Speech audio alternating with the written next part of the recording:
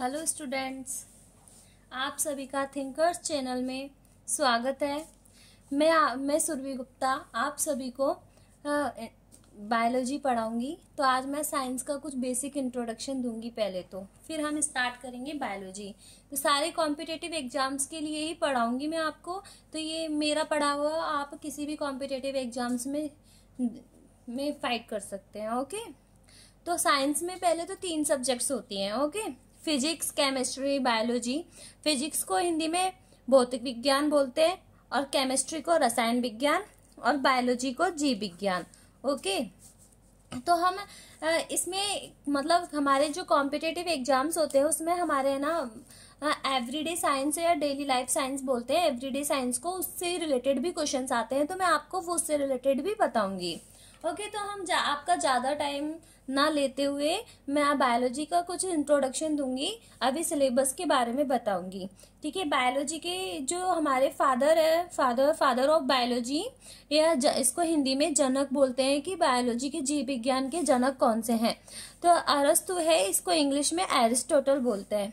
Okay, तो biology जो शब्द है वो 2 शब्दों से मिलकर बना होता है, बायोस और लोगोस। ठीक है, बायोस का जो मीनिंग होता है वो लिविंग होता है। इसका हिंदी मीनिंग होता है जीवित जीव, कोशिका, जीवित कोशिकाएं, जीवित जीव, जीवित जंतु, किसी से भी एनी चीज, किसी से भी चीज रिलेटेड होता है बायोस। तो लोगोस मतलब स्टडी, लोगोस मतलब हम किसी जीवित जीव की स्टडी को ही बायोलॉजी बोलते हैं। ठीक है, तो हम बायोलॉजी 2 सब्जेक्ट से मिलकर बनी होती है। कौन कौन सी इसमें पढ़ेंगे हम? जूलॉजी पढ़ेंगे और बॉटनी पढ़ेंगे। जूलॉजी में हम जंतु विज्ञान पढ़ेंगे,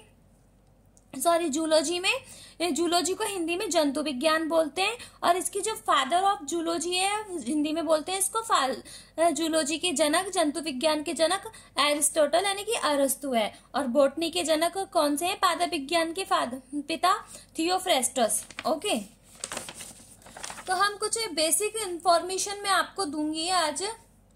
बेसिक इंफॉर्मेशन जैसे सेल के बारे में, सेल के बारे में पता होगा आपको। सेल सबसे छोटी कोशिका होती है हमारे, मतलब सिंगल सेल होती है, उसे हम कोशिका बोलते हैं। लेकिन अब जब हमारे बहुत सारे सेल्स मिल जाते हैं तो उनको हम टिश्यू बोलते हैं। जैसे ये टिश्यू मतलब कई सारे सेल्स का समूह टिश्यू यानी ऊतक कहलाता है। और बहुत सारे ऊतकों का समूह क्या कहलाता है? ऑर्गन कहलाता है। और बहुत सारे ऑर्गन मिलकर हमारे ऑर्गन सिस्टम यानी अंग प्रणाली का निर्माण करते हैं। अंग प्रणाली का निर्माण कर लेते हैं, और फिर बहुत सारी अंग प्रणाली मिलकर हमारे ह्यूमन बॉडी का निर्माण कर लेती है। तो इससे हमारा शरीर, एक मानव शरीर रेडी हो जाता है। ठीक है, बायोलॉजी 2 सब्जेक्ट से मिलकर बनी होती है, मैंने आपको बताया ही है। ठीक है, बायोलॉजी 2 सब्जेक्ट से मिलकर बनी होती है। कौन कौन सी? जूलॉजी और बॉटनी। तो हम आपको आज जूलॉजी का सिलेबस बताऊंगी। जूलॉजी का पहले मैं जूलॉजी का सिलेबस डिस्कस कर लेती हूँ आपसे। जूलॉजी में मैं आपको क्या क्या पढ़ाऊंगी इस चैनल पर। मैं इंट्रोडक्शन ऑफ बायोलॉजी पढ़ाऊंगी। पहली तो इंट्रोडक्शन ऑफ बायोलॉजी, फिर importance of branches of biology, biology के कुछ इंपॉर्टेंट ब्रांचेस बताऊंगी। फिर ह्यूमन सिस्टम के बारे में पढ़ाऊंगी। ह्यूमन सिस्टम में कौन कौन से चैप्टर्स आएंगे? आपके डाइजेस्टिव सिस्टम आएगा, इसको हिंदी में पाचन तंत्र बोलते हैं। श्वसन तंत्र आएगा, जिसे हिंदी में रेस्पिरेटरी सिस्टम बोलते हैं।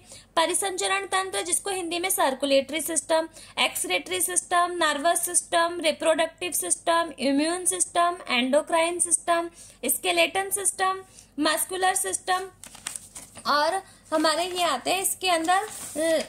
अब फिर ह्यूमन सिस्टम के बाद जब ये पूरे चैप्टर कंप्लीट हो जाएंगे तो फिर हम एक चैप्टर और होता है आपका एक कोशिका नाम से, जो सेल, जो मैंने आपको पढ़ाया। अभी कुछ बेसिक इन्फॉर्मेशन दी, फिर मैं आपको डिजीज और क्योर के बारे में बताऊंगी कि हमारे शरीर में कौन कौन से रोग होते हैं और उनका उपचार कैसे करना चाहिए।